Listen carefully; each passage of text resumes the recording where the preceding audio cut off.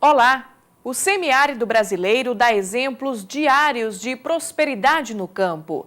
Mesmo com altas temperaturas e pouca incidência de chuva, a região se destaca em setores importantes do PIB nacional, como o agronegócio, porque nela foi construída estrutura para driblar adversidades, gerar desenvolvimento. Açudes, complexos sistemas de irrigação, múltiplos usos da água. Não há limites para o progresso. Se homem e natureza se aliam, tudo é possível. No programa Conhecer de hoje, vamos ver exemplos de sucesso no agronegócio a partir do aproveitamento de potenciais naturais. E ainda, doce perfumada e uma potência no campo.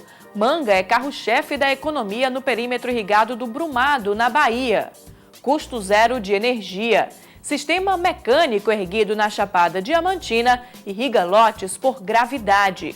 Ponto de partida. Barragem Luiz Vieira é fonte hídrica da agricultura. Do ciclo do ouro ao ciclo da água. Embarcamos num passeio pelo município de Rio de Contas, onde nascem as fontes que alimentam o perímetro do Brumado. O programa Conhecer está no ar. O Nordeste é um turbilhão de variedades geográficas, sociais, culturais e históricas. A região, que hoje é potência em alguns setores da economia, no passado também foi palco de importantes momentos da construção do Brasil. Para conhecer exemplos disso, vamos ao interior da Bahia, na Chapada Diamantina, antiga rota de viajantes no ciclo do ouro. Hoje, rota no ciclo da água, que abastece populações e faz o campo produzir alimentos. Tudo começa em Rio de Contas. O cenário verdejante logo entrega. Estamos numa região onde a paisagem não tem nada de tímida. Com desinibição, as curvas da Chapada Diamantina marcam o horizonte baiano. A Chapada é grande em beleza e em tamanho. Tem área de 38 mil quilômetros quadrados e possui os dois pontos culminantes da Bahia, o Pico do Barbado e o Pico das Almas. Além da natureza estonteante, o passado histórico, social e econômico da Chapada Diamantina faz dela polo turístico. Para conhecer parte desse Brasil, visitamos uma cidade que remonta 4 séculos, Rio de Contas. Os primeiros habitantes da terra então inexplorada foram os negros do povoado Pouso dos Crioulos. O vilarejo era parada para viajantes e destino de bandeirantes à procura de riquezas minerais. No século XVIII foi encontrado ouro na região, originando um novo ciclo econômico. As presenças portuguesa e africana submeteram Rio de Contas a um fosso populacional. Brancos e negros não conviviam, tinham localidades próprias, vidas independentes. Os séculos passaram e hoje ainda existem resquícios daquela divisão étnica. Situada no ponto mais alto da região, a 1.500 metros de altitude e com temperaturas raras para o Nordeste, que chegam a 5 graus, está a comunidade Mato Grosso. O escancarado preconceito racial do passado, que proibia a mistura com outras raças, tem reflexos na cor do presente. As construções seculares dão ar europeu à localidade, colorida pela natureza em vários matizes.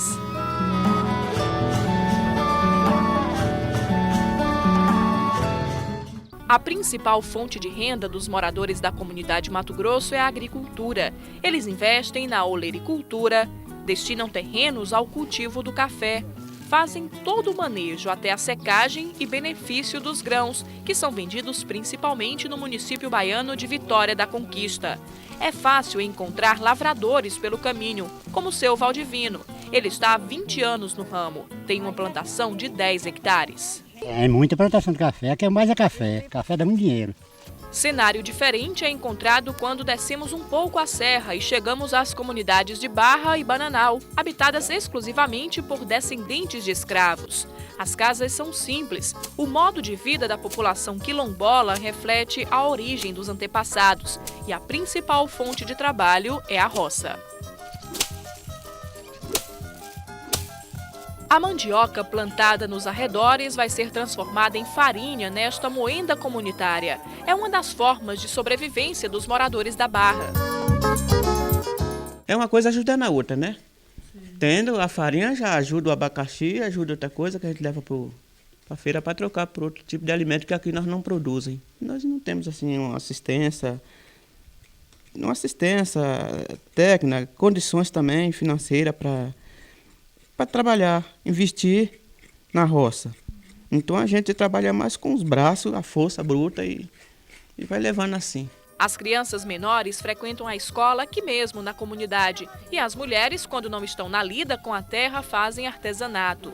O crivo rústico é uma espécie de bordado feito em sacos de algodão, uma arte que poderia trazer boa renda, mas que nem sempre chega ao mercado. Nós não temos espaço para nós vender fora, então a gente quer que divulga o trabalho da gente. A gente vende e fica aí, faz e fica aí, tendo oportunidade para vender. Se na zona rural de Rio de Contas ainda encontramos lembranças do passado de uma cidade que nasceu no apogeu da exploração do ouro, na sede o cenário nos faz lembrar ainda mais o Brasil colonial. Daqueles tempos em que o ouro brotava farto do solo de Rio de Contas, sobraram o patrimônio imaterial, que é a própria história da cidade, e as edificações que concretizam sua existência. Toda esta estrutura arquitetônica que nos faz voltar a um passado áureo é tombada pelo IPHAN. A cidade possui um centro histórico com mais de 500 construções que compõem o conjunto preservado. Em meio a praças e ruas espaçosas feitas de pedra, estão locais que foram tombados, também de forma individual, como a antiga casa de câmara e cadeia, que era prisão para manter e torturar escravos. A Igreja Matriz do Santíssimo Sacramento, construída no século XVIII. Também tombada é a Igreja de Nossa Senhora de Santana, feita totalmente em pedras. Pura concepção de serviço braçal dos escravos, simbolismo de força. Popularmente chamada de Catedral de Pedra, a Igreja de Santana é encantamento para os olhos e fortaleza para a fé. Temos o padroeiro, que é Santíssimo Sacramento, claro, Jesus, né? Maior do que tudo.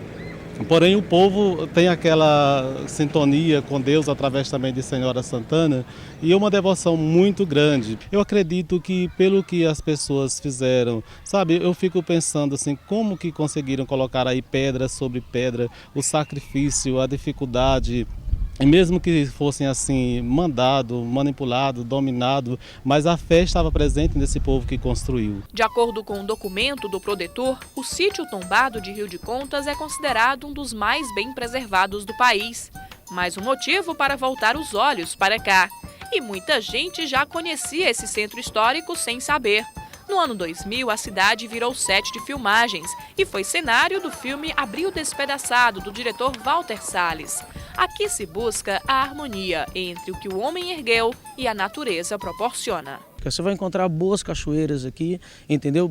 Ótimas trilhas. A fauna e a flora aqui é muito rica. Desde a parte de vegetação, você vai encontrar plantas carnívoras, as orquídeas. O Pico das Almas hoje tem uma concentração muito grande de orquídeas. O contato com a natureza da Chapada Diamantina, onde estão berços de algumas bacias hidrográficas brasileiras, nos permite fazer muitas descobertas. Uma delas, esta aqui, no sopé do Pico das Almas, onde estão as nascentes do Rio Brumado.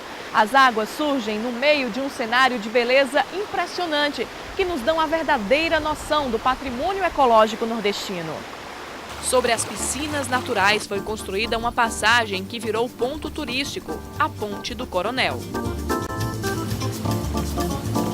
O Rio Brumado é afluente do Rio de Contas, que dá nome à cidade que ele banha e forma uma das principais bacias hidrográficas da Bahia, com 256 km². O Rio Brumado tem papel fundamental na vida dos riocontenses, porque permite abastecimento humano e animal e irrigações. mas ele se torna enorme em benefícios a partir daqui, quando é captado na barragem Luiz Vieira.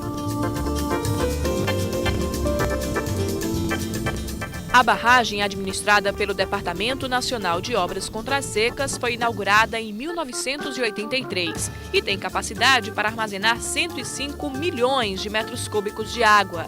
A construção veio para aproveitar o potencial hídrico e melhorar a oferta à população. O açude, além de abastecer moradores dos municípios vizinhos de Livramento de Nossa Senhora e Dom Basílio, alimenta o projeto de irrigação do Brumado e o sistema de irrigação tradicional no vale. No caminho construído pelo homem em meio ao verde da Chapada, a fonte, que nasce singela, consegue chegar às comunidades, fazer brotar frutos e promover fartura no Nordeste.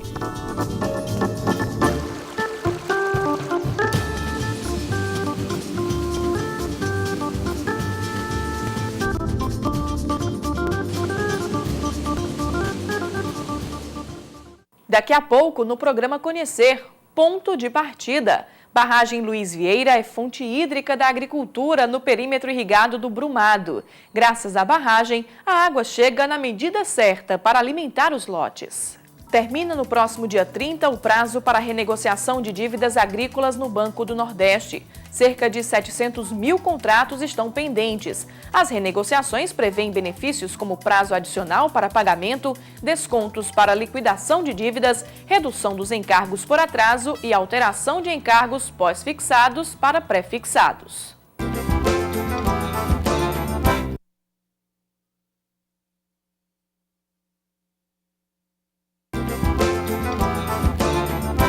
O potencial natural do Nordeste, além de belo, é aliado do homem em muitos projetos criados para gerar emprego e renda. Em uma região onde as condições climáticas nem sempre ajudam, é preciso explorar de forma sustentável os recursos que a terra oferece. Mas para isso é preciso água. O que não é problema para os produtores do perímetro irrigado do Brumado, no município de Livramento de Nossa Senhora, na Bahia. Na região foi construída uma estrutura de aproveitamento hídrico que permite abastecimento da população e irrigação de milhares de hectares de terra para a produção de alimentos. A barragem Luiz Vieira, no município de Rio de Contas, pode armazenar 105 milhões de metros cúbicos de água, mas consegue fazer multiplicações incalculáveis de riquezas açude abaixo.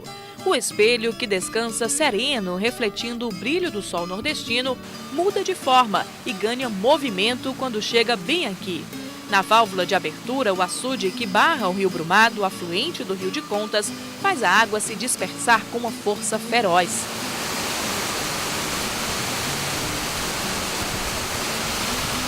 A água que sai daqui tem papel fundamental na sobrevivência das cidades que são alimentadas por ela. A partir deste trecho, a vazão é controlada e a liberação é feita pelo Departamento Nacional de Obras Contra as Secas, que administra o açude Brumado. Essa água aqui armazenada é distribuída conforme a necessidade de água que a irrigação precisa e também para o consumo humano na cidade de Livramento e Dom Basílio. Quando não é soltada a água para irrigação, é liberada a água para irrigação, nós mantemos uma vazão ecológica, que essa vazão ecológica mantém o ecossistema do rio e mantém a água para o consumo humano da cidade. No curso do rio, que agora tem o volume controlado pela mão do homem, a água tem múltiplos usos. E como esta região é bastante acidentada, afinal estamos na Chapada Diamantina, a natureza sempre dá um jeito de atrair todos os olhares. A água segue cortando as pedras, protagonizando espetáculos ao longo de um trajeto tortuoso. É ela que sustenta a formação de quedas d'água que nos surpreendem à medida que exploramos a região. Uma delas é a Cachoeira do Fraga, esta imensidão branca que cai banhando o paredão rochoso e forma uma piscina natural, atrativa para aqueles que têm coragem de enfrentar suas baixas temperaturas. Seguindo a trilha das pedras e o caminho molhado em meio à vegetação, temos uma outra visão de impressionar. Esta é a Cachoeira Véu de Noiva, um imenso cinturão de águas ávidas por aventura, que se jogam das rochas a uma altura de 80 metros. A cachoeira se multiplica em outros pontos da serra, formando um harmonioso conjunto de quedas. A cachoeira não é apenas deslumbrante, mas fundamental para um outro ciclo da água que começa quando ela chega aqui embaixo. 10% do volume se dissipam naturalmente, alimentando o rio.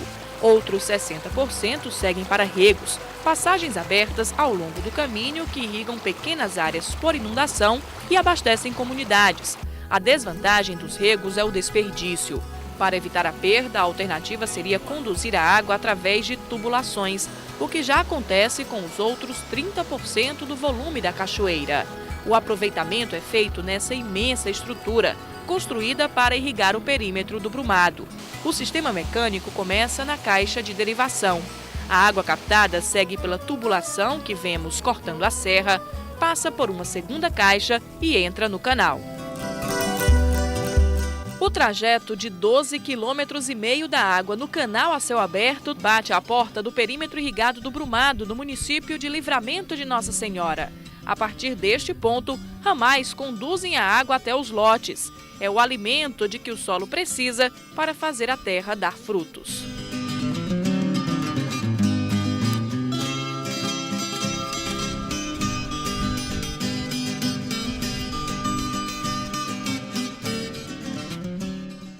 Daqui a pouco, no programa Conhecer, o caminho da água aberto no meio da serra chega ao destino e gera transformação. No perímetro irrigado do Brumado, produtores economizam dinheiro com energia elétrica, mas não poupam criatividade e trabalho. O projeto enche de cor e aroma o interior da Bahia e adoça o paladar europeu. A manga é nativa da Ásia, cultivada na Índia há mais de 4.000 anos. No Brasil, as primeiras mudas chegaram em 1700 e se adaptaram ao nosso clima. As mais comuns por aqui são Aden, Kate, Kent, Rosa, Rubi e Tommy Atkins. Minas Gerais e São Paulo têm 50% da área plantada e 25% do total da produção. Os estados do Nordeste são responsáveis pela metade da produção nacional, com destaque para Bahia, Pernambuco, Piauí e Ceará.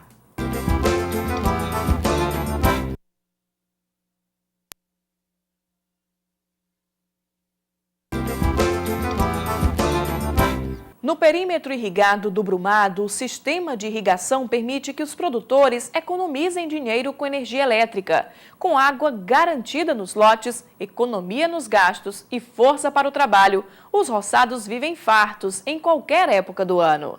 A principal cultura no projeto é a manga, de vários tipos e para muitos destinos. As frutas enchem de cor e aroma o interior da Bahia e adoçam os paladares brasileiro e estrangeiro. A água da Cachoeira Véu de Noiva, que nasce em Rio de Contas, passeia pela Chapada Diamantina, é captada nesta imensa estrutura e segue em tubulação e canal. É responsável pelo desenvolvimento de um dos mais importantes projetos instalados no interior baiano, o perímetro irrigado do Brumado.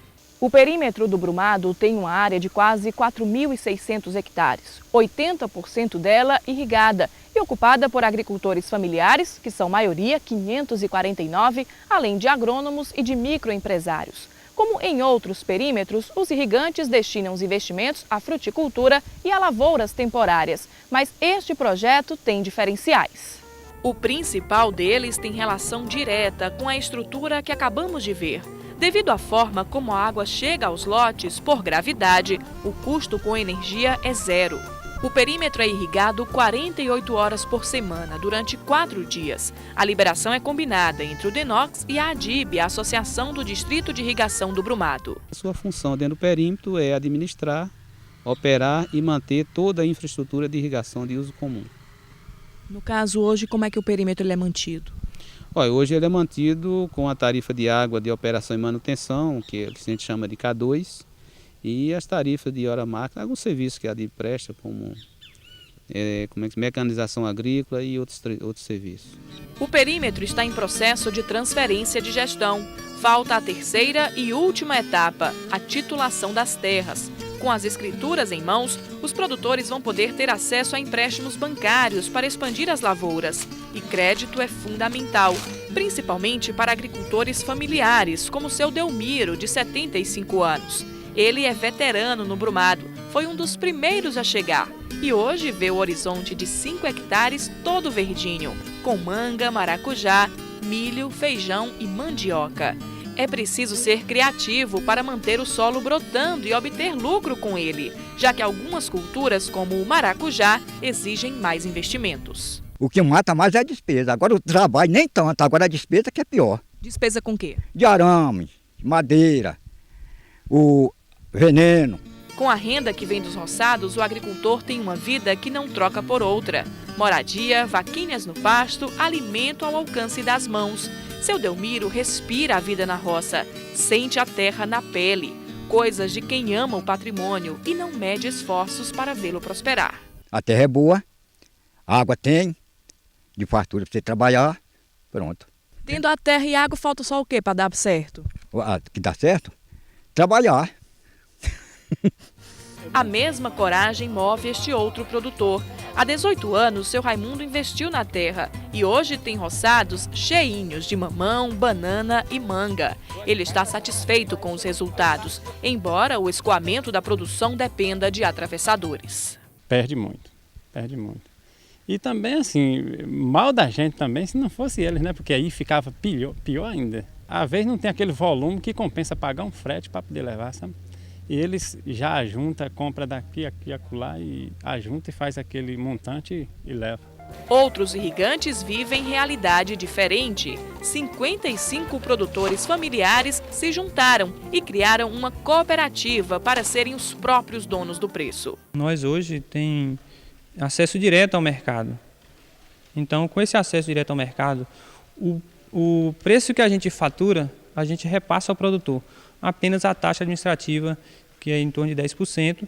A Copefru entrou no mercado em julho de 2007 e já conseguiu fechar o ano passado com uma renda bruta de R$ 750 mil, graças à manga e ao maracujá, que mal saem do pé e logo seguem viagem. O destino das nossas frutas hoje, a gente está trabalhando com o mercado interno. A manga, a gente atende principalmente o mercado de São Paulo, Santa Catarina e cidades vizinhas aqui de Livramento. O objetivo maior e central da nossa cooperativa é um dia chegar à exportação. A ousadia de encarar o mercado de frente é resultado do potencial do perímetro irrigado do Brumado, com solo e clima bons, economia de dinheiro com energia e principalmente fartura na roça. Olhando em volta, dá para perceber que existe uma cultura especialmente forte por aqui. O perímetro, que foi implantado em 1988, destinado ao cultivo de grãos, desde 91 encontrou a verdadeira vocação.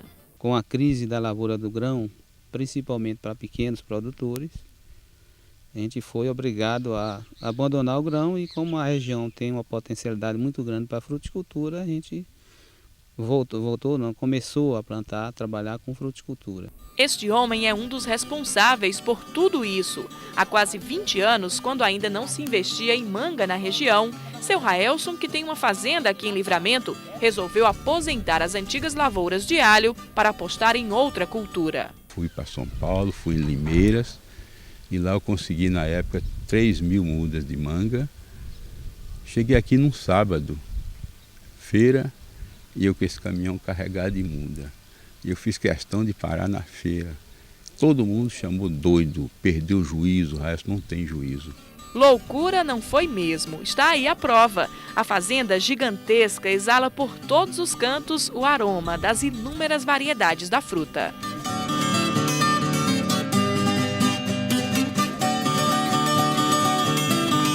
O que começou com 3.000 mudas, hoje são 32.300 pés só de mangueira. A experiência de sucesso com a produção destinada aos mercados nacional e estrangeiro não podia ficar nos limites da propriedade. Por isso, a experiência foi passada adiante, invadiu o perímetro irrigado do Brumado e deu identidade a essas terras. O fazendeiro até brinca. Tem um fato curioso que o senhor falou, claro que brincando, disse que o senhor foi cobaia do Denox. Como é que foi essa história? Foi porque o cobaia trazia o pessoal do Banco Mundial e aí para ver o que poderia acontecer nesse perímetro deles aqui, né? Nesse perímetro enorme, não sei quantos mil hectares, e aí só viu manga, a minha plantação de manga.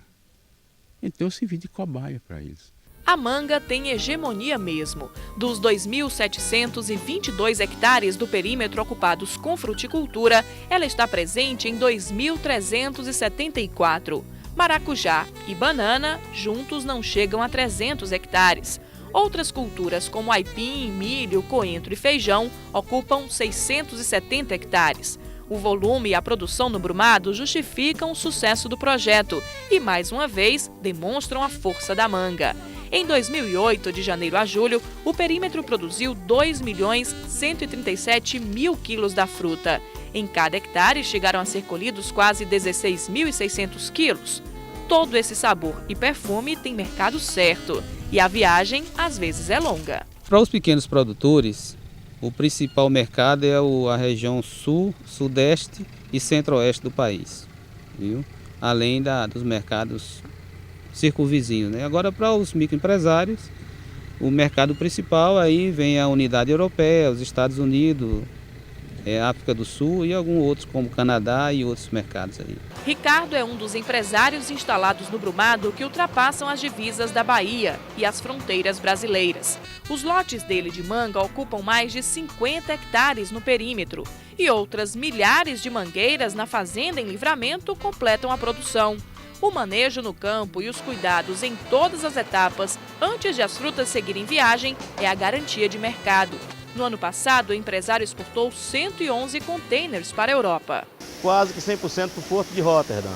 E a variedade principal dessa manga é a Tommy Atkins. O problema dos Estados Unidos é que para mandar a manga para os Estados Unidos é preciso fazer um tratamento hidrotérmico. Isso quer dizer o quê? Como nos Estados Unidos ele não tem a lavra da mosca da fruta, então eles ficam com medo que essa mosca da fruta entre no país dele, então eles exigem que essa fruta é mergulhada com a água em uma certa temperatura, para que se houver alguma lavra na fruta, para que essa lavra morra, depois que ela é mergulhada nessa água quente. Então é um custo a mais que tem. Empresários ou familiares, as regras do sucesso no campo são as mesmas. Tem uma frase do meu professor, lá em Cruz das Almas. Primeiro critério, amor, bom senso e paciência. O critério é só isso. Você seguindo isso, você vai em frente.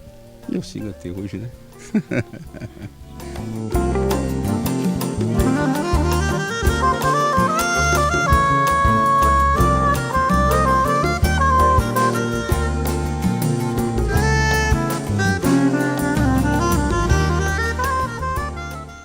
O programa Conhecer de hoje se despede aqui. No nosso próximo encontro, o potencial do perímetro irrigado do Brumado volta a ser assunto. Vocês vão conhecer uma packing house e todo o processo de preparação das mangas para seguir em viagem ao exterior. Então, até a próxima semana.